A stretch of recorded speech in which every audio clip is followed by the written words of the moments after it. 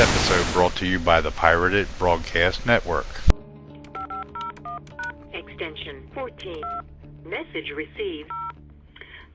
Thank you. I have a consultation to make about a case that we're handling, and we were wondering if we are required to turn over information about the immigration status of our victims. It is a very specific case where we might be asked for doing that, and we would like to educate ourselves, get as much information as possible. Please call me back. My number is... Can you believe that? I have a police department calling asking if they need to turn over the immigration status of crime victims. Crime victims, the victims of crime. That's what's happening since Attorney General Ashcroft has given people the idea that state and local police are supposed to be involved in enforcing immigration laws. The victims of crime are not protected any longer. Ashcroft's directive that local police enforce immigration law also means that if an immigrant witnesses a crime, they will now be afraid to come forward, fearing that they may be deported or even locked up indefinitely. That leaves criminals to run free on the streets, which is exactly why police departments in Los Angeles and Seattle have policies not to enforce immigration law.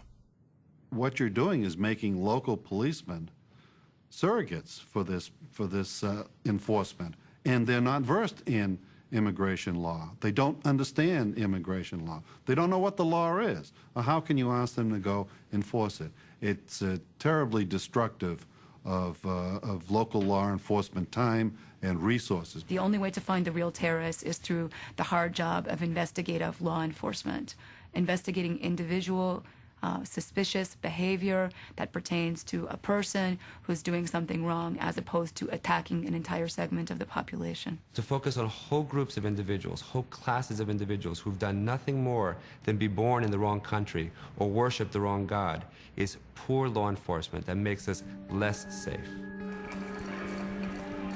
But the Justice Department has ignored the recommendations of counterterrorism experts.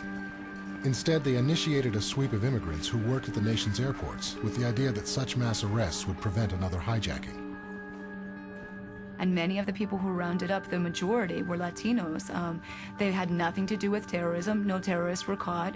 Somehow the government felt like the country would feel better if we rounded up people serving pizza and cleaning in the airports. And mass deportations were secretly begun.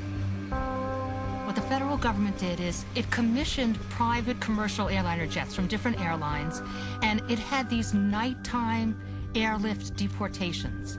Between 60, 70, 180 Pakistani individuals in an airplane that might be a Portuguese airline jet that would take off in the middle of the night and return people to Pakistan.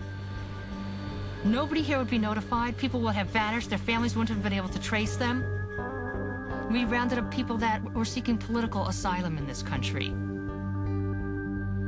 We sent them back to the place they were running from. Reports began to filter back that people had been tortured in Syria, disappeared in Egypt, and murdered in Pakistan. We put all these people in terrible situations all around the world. And it's, you know, the enormity of that every once in a while overwhelms me. You know, it's like, this can't be the country that I grew up in. The way America had treated the detainees was so bad that the Justice Department's Inspector General found it necessary to issue a report condemning what had occurred. A report came out by the Office of the Inspector General of the Department of Justice that basically confirmed that all of these things did happen. This was not a report of outside critics. This was a report done by the Inspector General of the Justice Department itself, criticizing the haphazard and the indiscriminate manner in which the rights of immigrants were trampled upon in the aftermath of 9/11. Within a day or two afterwards, Attorney General John Ashcroft got on the news and said, well, we do it the same way all over again. He insisted that he had done nothing wrong, that he had no regrets, that he would do it all over again. This is the chief law enforcement officer of the United States that's saying, well, yes, we'd redo all of these unconstitutional policies all over again. And we're just floored because there's another department in our government that is basically saying this is horrendous and it can't happen. And here's our Attorney General saying, I don't care.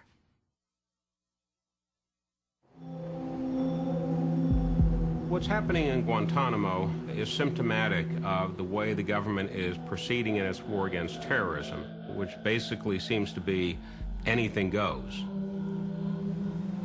Guantanamo Bay, Cuba, a strange place for the U.S. to have a military base.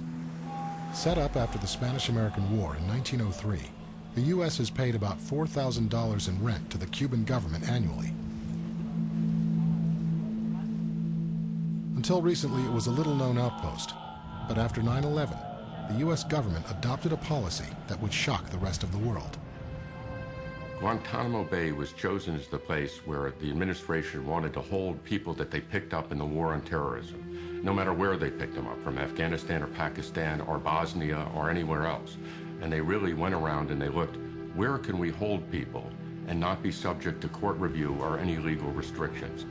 In Guantanamo, the U.S. government insists that the men held are not entitled to the protections of the Geneva Convention, since they're not prisoners of war, that they weren't combatants of a state power.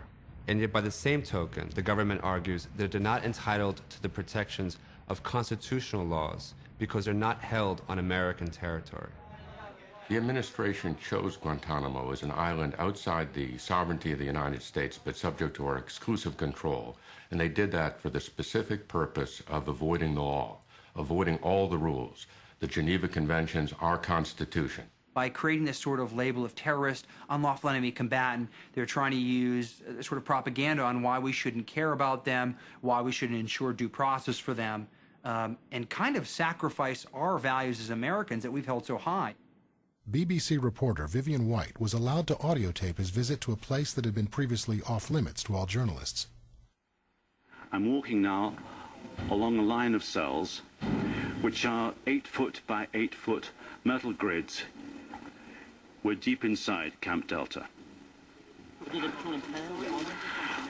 I can now see a group of men dressed in white, in T-shirts. These are detainees. They were just a few feet away, the other side of the wire, and one of them then spoke to all of us in English.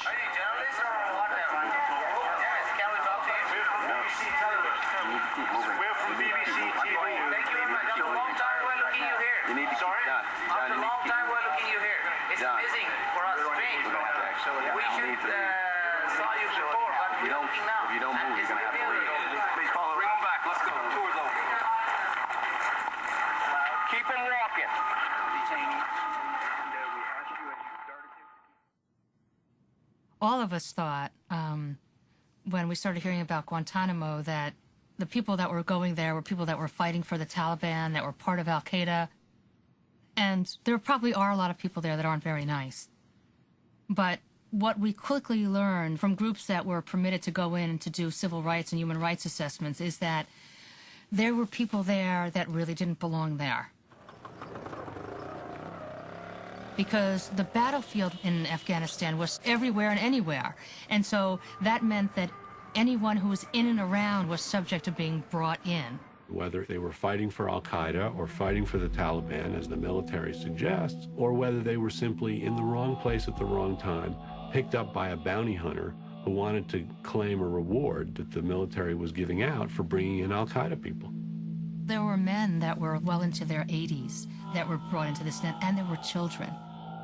This wasn't just people that were soldiers on the field. Mozam Beg is a British national whose family says he was installing wells in Afghanistan and teaching in Pakistan until shortly after 9/11. I received a telephone call from my son. He said, "Dad, I've been arrested." And I said, "What? Why?" He said, "I don't know." I said, "Who has arrested you?" He says, "Americans, and I don't know where they're taking me." And the line was disconnected. For over a month after his arrest, his family had no idea of his whereabouts. Finally, they received a letter. He had been taken to Guantanamo Bay. Everything about these detentions is designed to render these human beings